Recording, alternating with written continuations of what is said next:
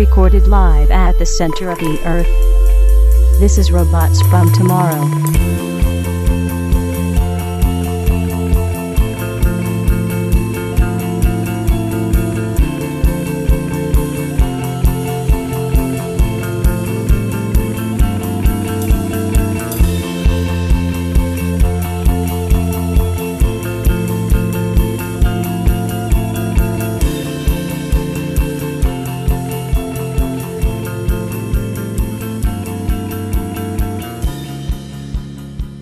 Bonjour et bienvenue sur le robot de demain. Je m'appelle Grégoire. Je suis heureux de vous avoir parmi nous. Or, as we say south of the 49th parallel, hello and welcome to Robots from Tomorrow. My name is Greg. Glad to have you with us. My guests today are three Canadian gentlemen. Luc Bossé, cartoonist of Gary, King of the Pickup Artists, and publisher of Pow Pow Press. Thom, cartoonist of such Pow Pow works as Seven, Casa Rodeo, and the upcoming Botanical Drama. And returning guest, François Vigneault, a cartoonist whose Pow Pow works include the French language edition of his sci-fi classic Titan, but is here today in his capacity as Pow Pow's marketing manager. As you can probably guess, the running theme here is Pow Pow. More specifically, Editions Pow Pow, a Montreal-based publisher with the goal of spreading the work of Quebec cartoonists to bookshelves of French or English-speaking readers across the globe. Pow Pow came to my attention through Francois, but it kept my attention with books like the ones previously mentioned, but also Cathon's The Pineapples of Wrath, Sophie Bedard's Lonely Boys, and Éloïse Marseille's Naked, The Confessions of a Normal Woman. The goal of today's chat is to be nothing less than the best English language primer on Pow Pow, how it came to be, what it is, where it's going. I figure with these three guests, that is an attainable goal. So without further delay, let's get started. Gentlemen, how are we doing today? Very good, and you? I'm doing good. I'm going to get a chance to talk about comics that I know very little about, and I'm going to learn a whole bunch of stuff, no pressure. So I'm doing pretty good. First off, did I get anything wrong egregiously in that intro? No, even the French bit was perfect too. So it's Oh, fine. okay. I am leaving that in. That is definitely making the final cut. Okay. So, Luc, since this is all basically you're doing, let's start with you. It's 2009. You are a Montreal cartoonist looking to get his work out into the world. How did you end up on a podcast 15 years later running a worldwide publishing company? By accident, I guess. It's naively, I was not planning all this to happen. Like you said, I was trying. It was the golden era of comics blog, and I was doing a blog and meeting people online and in person and trying to have my little strips out in the world, and trying to at one point, because I'm a graphic designer because I study graphic design, I worked 10 years in the advertisement industry, and I was a bit tired to do the work of other people. So I wanted to do my own stuff. So to do a book was kind of a fantasy at one point, and just trying to make his own book.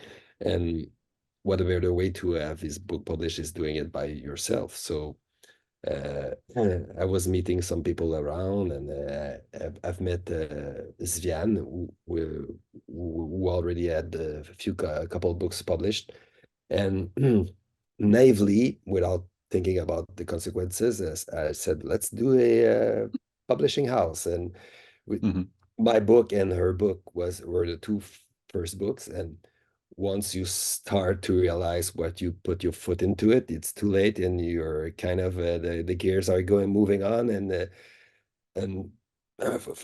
once you do one, it's kind of you're hooked to this drug to have the open a new book, a box of new books, a freshly printed book. Even 15 years later, it's still has the same rush to me as the first one. So I guess it's a good sign I'm doing what I'm doing. I like it. But if I knew beforehand what publishing was, I probably would not have jumped in. But now it's too late, so I'm in, so I'm continuing. You're stuck. It's got its hooks in you. A question for the other two gentlemen. When you get a box of books when you open it up and you see, your book in print for the first time? Is that still a rush? Oh yeah. Yeah, absolutely. For me, it's I mean, you work so hard and you work so long on your comic, on your whatever project it is. But for me, these comics, every time that it's always Luc that comes to my house and brings me the boxes, and Oh, wow. it's yeah, it's Christmas. It's the greatest feeling ever. Wow. Francois? Yeah, I mean, for sure. Like, I still get a rush from it. And one thing I've noticed is like in the last few years, because I do my own comics, but I'm also like, I do like so many weird little gigs, I'll like letter books, or like lately I've been doing the marketing for Pow Pow. And I've been like, wow, I'm like really lucky. I'm involved with so many books, like not even just my books, but I like touch so many other people's books. And it's like always exciting to see that book, like, so you see like Thom's book or another book from Pow Pow go out into the world. And like, Mhm. I have like my little, it's not my book, but I touched it a little bit and I feel good about that, and so that's been really fun for me lately. Like I've been kind of tripping out about that. Yeah. You're like their godfather or like their uncle. Like you're not the father, but you're part of the family I and like stuff. being So the you're like, godfather. yeah. That's nice. You just see like a cat. This sort of stroke This is a lot. Like I think you've added a new life goal for me. That's where I want to end up. Well, you're welcome. So okay, so Pow Pow is starting to roll. You've got a book out, you've got two books out, but you have started to include other cartoonists, Yeah. like Thom. What was it like turning your attention like from your stuff to other cartoonists and like getting them on board with you being a new publisher? I guess I'm born under a good start because I've met the first, let's say the first dozen of books were people I got to know through. I participated to this workshop animated by one of cartoonists in Montreal called Jimmy Beaulieu, and I've met a lot of people. I've met Michel Mander, I've met Svian, I've met who else? A lot of people went through this workshop. So once you start, you publish a few books, and you people had projects around me. So I guess there was not a lot of publisher at that time around. So I guess there was a need for that. So it wasn't. I won't say it was not that hard, but it was not easy either. But still, I was lucky to have so many talented people around me, ready to do their projects. So once you do a few, it attracts attention to other, and you meet other people, and you go to those shows, conventions, and you're just talking about comics. And I was lucky enough that I didn't have to reach to people that much, so it was more of organically happening. And so yeah, I feel really fortunate to have met so many great cartoonists so early in the process, actually. Cool. All right, so let's switch to the other side of that equation. Thom, how did you find yourself at Pow Pow for that first book? Actually, it was me that contacted Luc. Okay. I was still working on Thumbs my up. yeah. I was still working on that first comic on Seven, and I actually didn't have an ending. I didn't have like the whole book figured out yet, but I still wanted to talk to him about it, and I was actually like kind of not fearful. I wasn't fearful, but I was like I didn't know if Seven would fit in Pow Pow because I didn't think it was. It's horrible to say. I didn't think it was good enough. Mhm. I don't know why I thought that. I thought that, but I really wanted to participate in this publishing house, and it was actually I was talking at that time with another author, another Montreal-based author called Iris Boudreau, and she told me she's the one that told me go ahead, go ask Luc Mm-hmm. what he thinks about it, and I think he would like it. So yeah, I asked him, and we had meetings. We had one meeting going to the festival of the city of Quebec, Mm-hmm. and that's where we settled on. Oh yeah, Yeah, Luc. but I knew you before that because you were Wait. still at school doing this degree in comics actually, and I was for the final project I was invited to be a jury to the evaluating the everybody's students who were finishing the project, and you Yes. were really out of the league. You were above everything else. So you were already under my radar. So whatever project you were going to propose to me, I was already sold. Yeah. Did you tell him that at the time, or was that something you were sort of keeping in the back of your mind? Like, I don't want him to get too big of a head, but I don't remember. I remember that yeah, you were the judge, and you were very encouraging, and it was a really big trip to have you like as a judge. But yeah, I wasn't thinking right then like what was going to be my next comic, what it was going to be. But yeah, I'm really glad I ended up with Pow Pow. yeah. Looking at the authors that Pow Pow, they're cartoonists that Pow Pow has cultivated, you get a lot of returning talents. Obviously, Thom has done, 3 books with you guys. As a cartoonist, having that type of a home, how does that affect how you work on like a day-to-day basis? Well, for me, it is a comfort to be in that publishing house. Hmm. I don't think too much about um, if I'm going to, if the next story is going to fit. I just Hmm. want to, like, I hope that Luc likes it. That's pretty much it. And if it doesn't fit, it doesn't fit. But I don't really Hmm. think too much about it. Not that I take it for granted or something Hmm. like that. But Oh, yeah. Oh, no, no, sorry. no, no, go ahead. Yeah. So I I do keep in mind that okay, what is a story that really gets to me? What is the story that I really want to tell? And that's pretty much my main focus.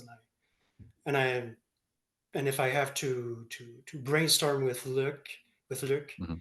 about something, he's always open, and there's always room to talk about the story. Looking at the sort of the swath of the Pow Pow books, you have autobiographical, I guess on one end, and then the other, you have a book about the son having a hangover and deciding, I am not going to come up today. You all can deal with whatever. For Pow Pow as an entity, can you sum up what your not criteria, but like if somebody says, what type of books does Pow Pow put out? Do you have a definition of that? Uh, it's always been a running gag about what is your, in French we say ligne éditoriale, your, what is the name? If it's François, ligne éditoriale, what would it be? The house style or something like Yeah. that. Mm-hmm. And I don't have a direct answer because it's I like every style. If I was doing always the same style, let's say sci-fi, whatever, I like to jump on every style because I want to surprise readers, and I'm really glad that people are reading Pow Pow because it's Pow Pow, whatever the style is, and they because of that they'll read a style, a genre that they're not used to read, and otherwise, they will not have picked up this book, but because we publish it, they will take a Gilles Delporte book and go on the other side and take something else, which is like For as long as it Violent trains, Miserable. or My Violent Miserable, exactly a perfect example. So I like that to add this wide spectrum because I don't want to get bored. I like every style as a reader, and all the books that are going out through Pow Pow are books I love a lot. So yeah, I guess the what is the line of style is pretty much the books I love to read. So I guess. That is a great answer. I had the opportunity to talk with Josh O'Neill the end of last year, the publisher of Beehive Books.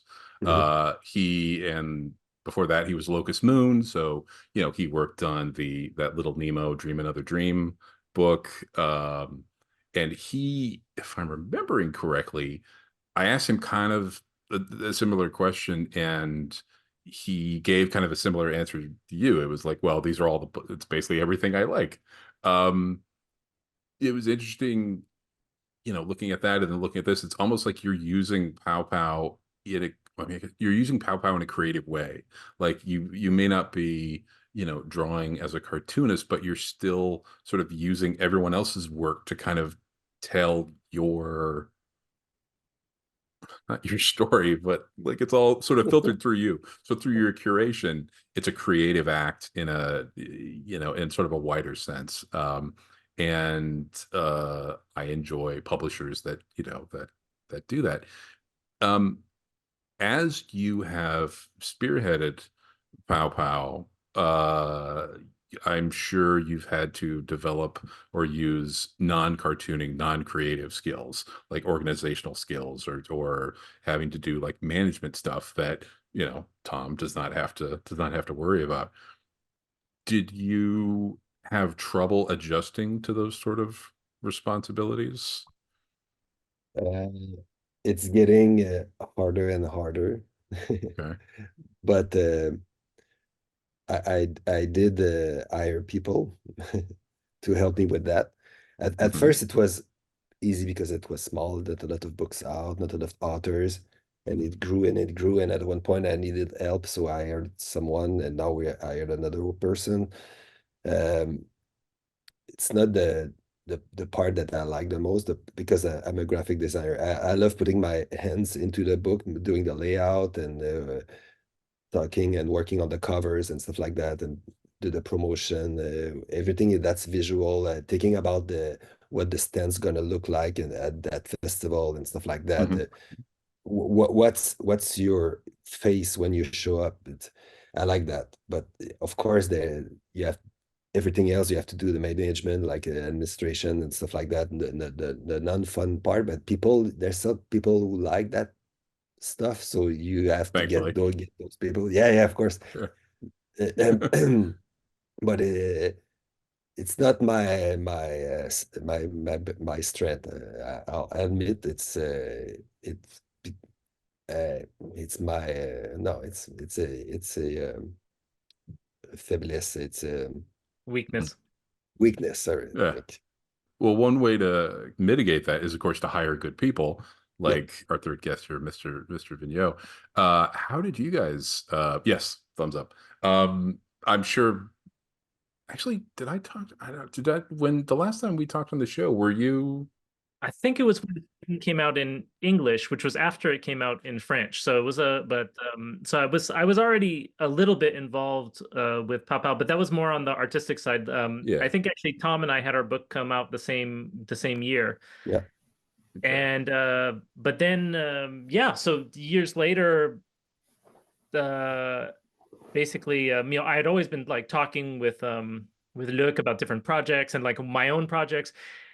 It's really funny though, because when you have Thom, that's a good example. Thom, he had his first book come out the same time my first book came out with Pow Pow, but he's done 2 more books and I've only done 1. I'm behind, I'm like, really?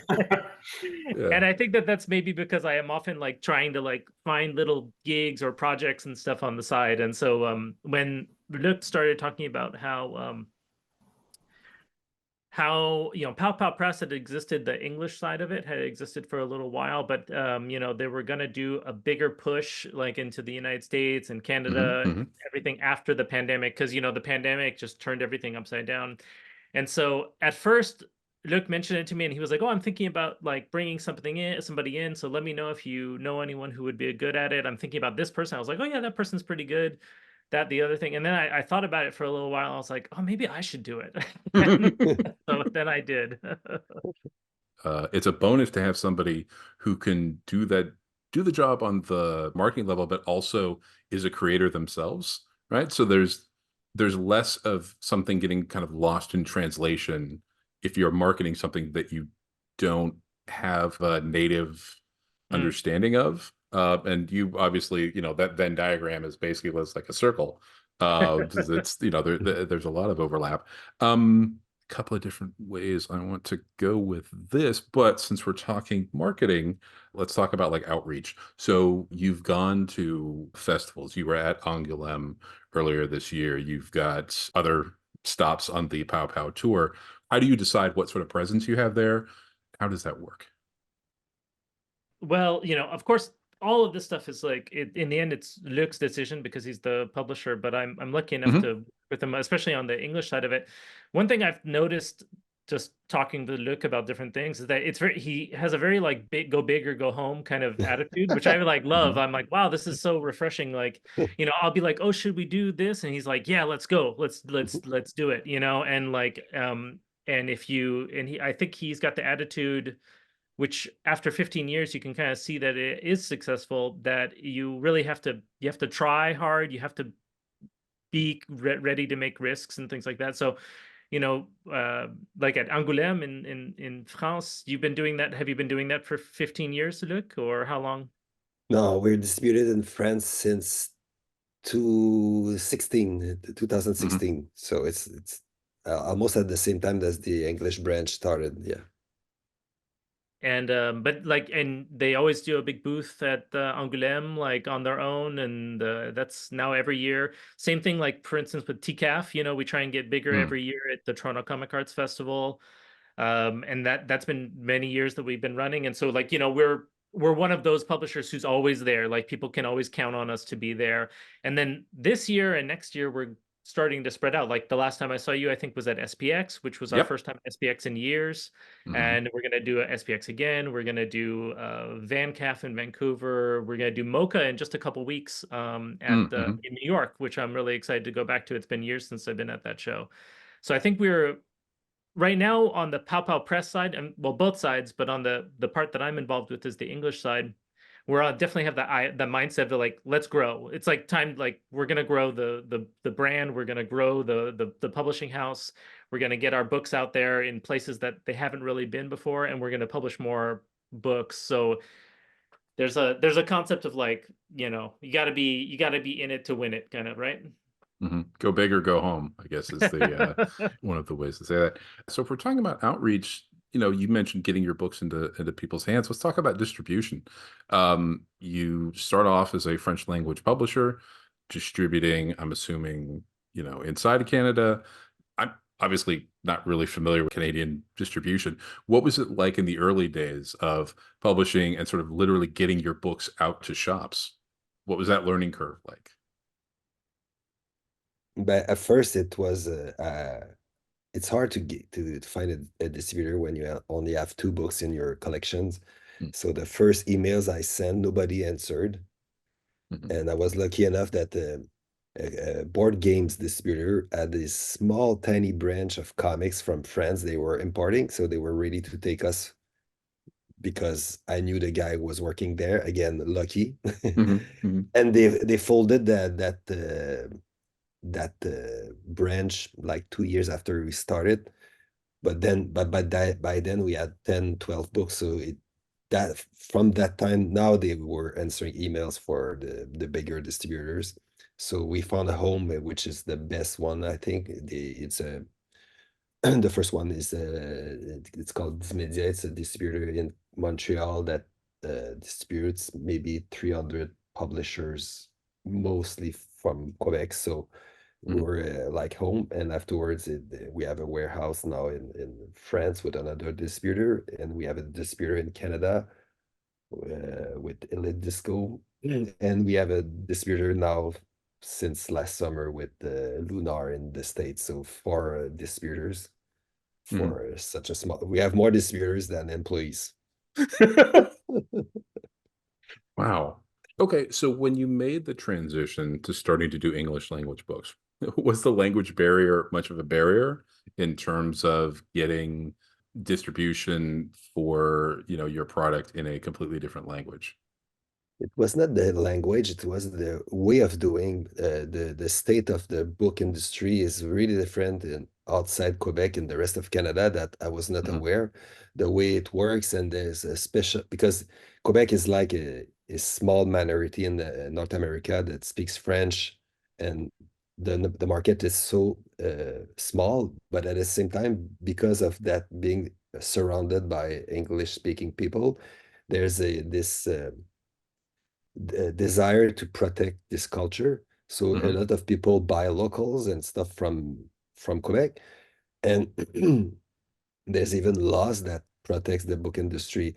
And the law that makes the big difference compared to the rest of provinces in Quebec is if you are a public library, school library, you have to buy your books from an independent booksellers.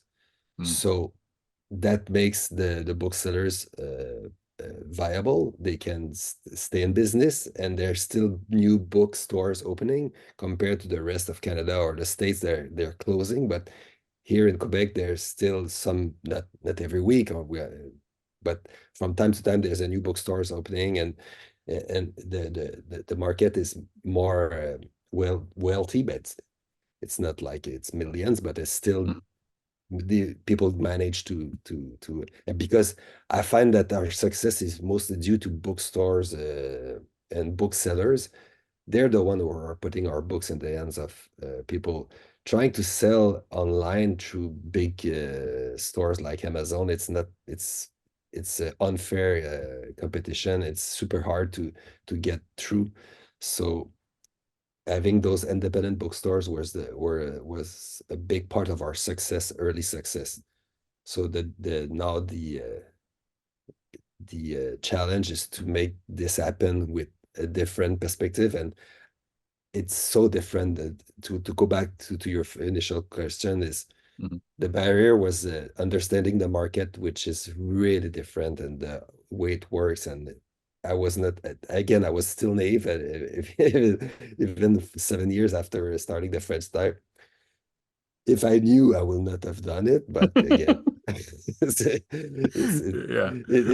the translating books in English was like an idea from day to the next day. With I was with Viviane in Quebec and having a conversation with someone, and an author from France asking us, telling us we should translate our book in French to French for France. And I was a bit pissed of being told that. I said, there's no way I'm going to translate our books French to French. If we translate our books, it's going to be to English. And I turned around to one of our authors, Viviane. I said, do you want to do some English books? He said, yeah. The next day, I think we were putting up a Kickstarter to finance this, but it was not thought through. It's a bit stupid to do it, but yeah, there we are. Yeah, you've paired with Lunar Distributions here in the States last year, I guess. How has that been? I mean, honestly, it's been really great. Lunar has been a really good partner to us. Like there's no magic bullet, right? Like there's nothing that's going to say like, oh, cool, like all of your financial worries are done and like your book is distributed in every store in all of the world or anything like that, and so it's a slow road. You sell some books, you sell some more books and things like that. Luc always says that you do the whole business is all one book at a time, right? Like, and what he said with independent businesses, that goes just as much for in the United States. Like, we're selling these books, Lunar is distributing them, they've got a great client list of great shops all around the US, and the local comic shop is such an important element to like the comics culture and everything like that. So I look upon it as such a win whenever we have like, Thom's new book, Botanica Drama, is going to come out in April, and it's going to be in like, 100 shops all around the United States. It's going to be available to people who might never have thought, like, oh, I'm going to read like a silent fable, by, like about the sun and like, and magical creatures and things like that. They're going to be exposed to something. They're going to see it on the new rack or the shelf and things like that. And Lunar, right from the start, they had a lot of energy for us. We met with the top people there, and they just were excited. They were like, we like what you do, we like the look of these books, let's do it. And they've given us a lot of support. They'll do things like that I really appreciate. They'll do things like I did an interview with Thom recently, and that's going to go out to like all the stores, and like maybe that'll help see a comic book shop that's never heard of me, have never heard of Pow Pow, never heard of Thom, but they're going to see this interview in their inbox. They're going to be like, oh, this sounds like an interesting book. Let me take a chance on it. And that's what we're always just hoping, is that people are going to take a chance on stuff, and you slowly build. Like for us, we're in it like it's a long-term thing, like we want to see what's going to happen with time. Mhm. Yeah, the lunar thing I thought was interesting. Lunar pretty much came into existence as DC's sort of alternative during the crazy times of the pandemic. But I was looking through their catalog the other day, and you have like Ablaze, and you guys, and Image, and DC, and all of that stuff. So there is a real benefit for you for some of these shops that maybe don't stray too far outside of the norm, to be like, well, my DC people are telling me about this book. That carries some weight, and then they look at it and they see it, and they look at Botanica Drama, and they're like, this is hilarious and this is great, I need to order it. It helps sort of bring partner up the folks. So when I heard you guys had gotten the Lunar Distribution thing, I was like, ooh, that's interesting, I'd like to talk to them about that. And here we are. Okay, so let's actually do a little bit of marketing ourselves. Thom, you sort of mentioned it a little bit. Why don't you talk a little bit about Botanica Drama and what it is? Well, it's a story. Well, like Francois said, it's a bit of a fable. It's about the son who is his own entity, Hmm. who one night after partying very hard, has a bit too much to drink, and does not want to come up the next day, and the whole world is it, I don't know how to say it, is just pushed into darkness, Yeah. and it's just an eternal night, Hmm. and people are trying to still live their lives, live through this catastrophe, and through this you have the two main characters. You have Philomene, a little flower, and her best friend Death, who who oversee everything that happens, and live through this catastrophe with all the other folks in the village where the action takes place. And yeah, it's a comedy, but it's still a bit more than my first two. There's a bit more of a dramatic tone to it, Hmm. but it's still a cartoon. Yeah, it's fantastic. Thank you. I mean, one of my favorite images is on like the first page. It's obviously really, really early in the book. It's the hungover sun. Like it sort of Yeah. rises up, and then it's got the stubble and like the coffee mug or something. This is like, Yeah. it's so great. So yeah, so your work, or at least in this book, is essentially wordless, right? Like it's Yeah. without basically traditional dialect balloons. And I guess I'd like to sort of use that to lead into, this idea of translating. What sort of translation or maybe localization can go into a book where there isn't a real language barrier? Is it like a no-brainer? Be like, oh, well, that one's easy. Let's just spend our time working on these others. Or are there still considerations for putting out this book for a English-speaking audience versus a French-speaking audience? Is there a question in there? I think there is. Yeah. Hopefully. Okay.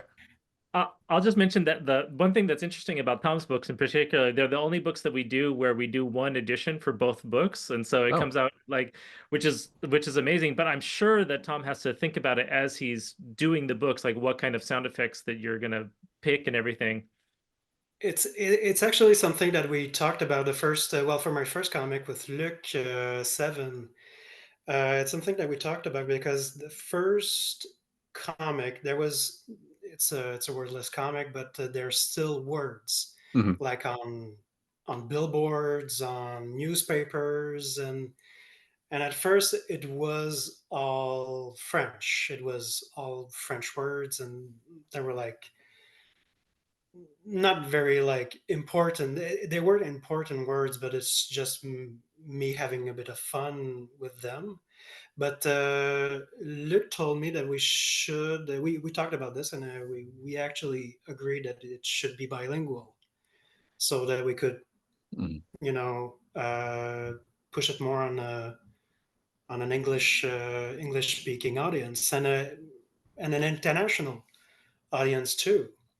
So all the words that are in my three books are actually very common words that you can see, you can go back to in French or in English.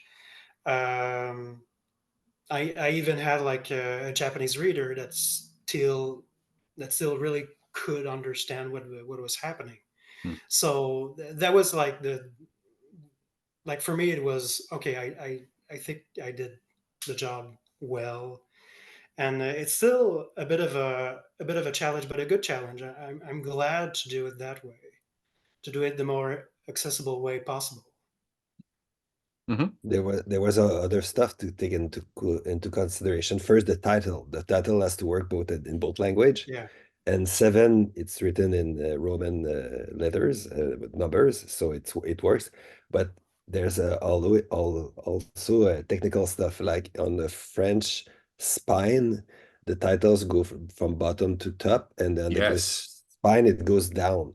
So Yeah. what should we do with that? So Thom put every letters on top of each other on the horizontal, Mm-hmm. so it works on both sides. We didn't pick a side actually. It's written on top of each other, so it like in between. Yeah. Um, Another big challenge was also the sounds effects, mm-hmm, mm-hmm. the onomatopoeia.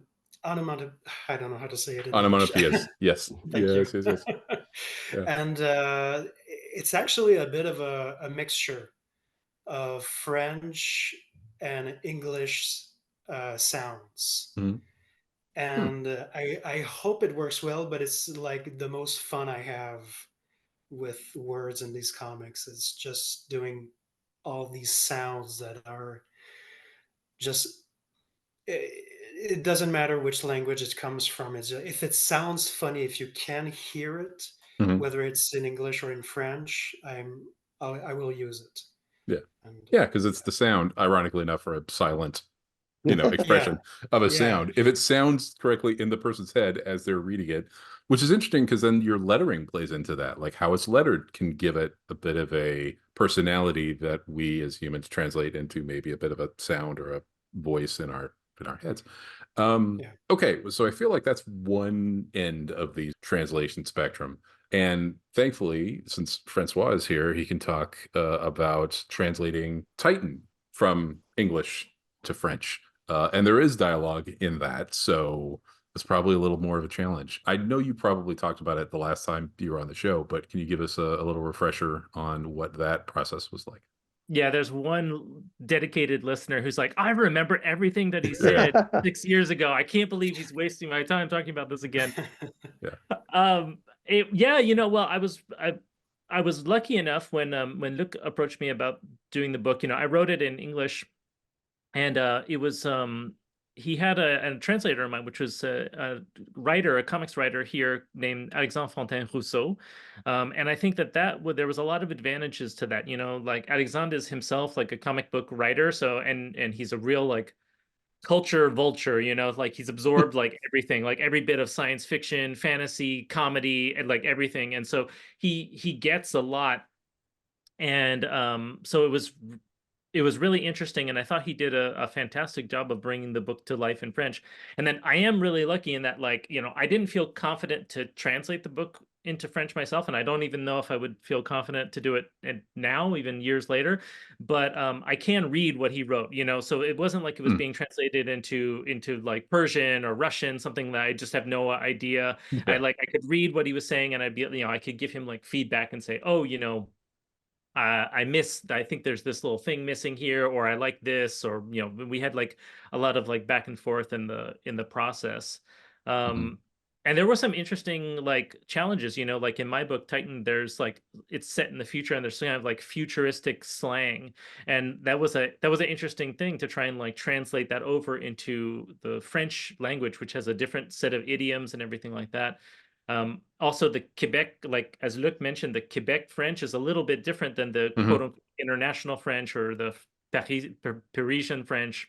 And so there's always these like little nuances that come in of like what kind of, you know, like idiom, verbiage, etc., that you're going to use. But overall, I was really satisfied with the project at the end. And where Pow Pow's lucky, we work with quite a few really good translators. Alexander's quite a few of the books. Helga Dasher and Robin Lang do quite a few of our books. And then once in a while, like our authors will translate their own books. Like Luc, your book, you guys did it yourselves, right? Yeah. Alexandre, the writer, another Alexandre, they rewrote everything himself. So there's, I think there's, at the beginning, one book out of two was the author himself was doing it in English. Like Michel Mann did it himself, Samuel Quentin did it himself. So yeah, so it's interesting to have the translator. It's more of a adaptation than a translation because the writer is rewriting everything. So there's some nuance sometimes when they rewrite everything. And then on a technical side, going back to Titan for the translation, Francois, did you reletter it in this new stuff? Yeah, I did it. Yeah, I did all the relettering myself, and yeah, or actually the first lettering, because I always forget. Like it came out in like little issues in English first, but the first book of it was with Pow Pow was in French, which I felt really like cool and privileged that my book came out in French first. And then so I relettered it into French for that, and then I relettered it later on back into for Oni, yeah, a couple of years later. Yeah, I would assume that for Pow Pow that the original cartoonists are probably pretty involved in the relettering of their work, which is probably an interesting like way to revisit a work. All right, so that brings us to now. We have at least one new book coming out in a couple of weeks, Botanica Drama. What else does Pow Pow have on the books for 2024, maybe 2025? What does the future look like for Pow Pow? François? Yeah, I'll take it. I spent all day thinking about it, so I'll take it. Yeah, well, we've got two brand new books coming out in spring. So we've got Botanica Drama, and that comes out on April 10th, and that's going to be in bookstores and comic shops everywhere. So keep a lookout for that. And then the month after that, we have another great book, The Jellyfish by named Boom, who I think you already know. And she's actually pretty well known in the American market because she's one of these people who self-translated her. She did like a web series and she self-translated it to like reach the American audience and the Canadian audience. And so we're really pumped. Her book already has won a bunch of awards and has been nominated for more. Same with Thom. Thom just had a great nomination for Book of the Year for Botanica Drama too. So we're very pleased about that. So those are our two big books for the spring.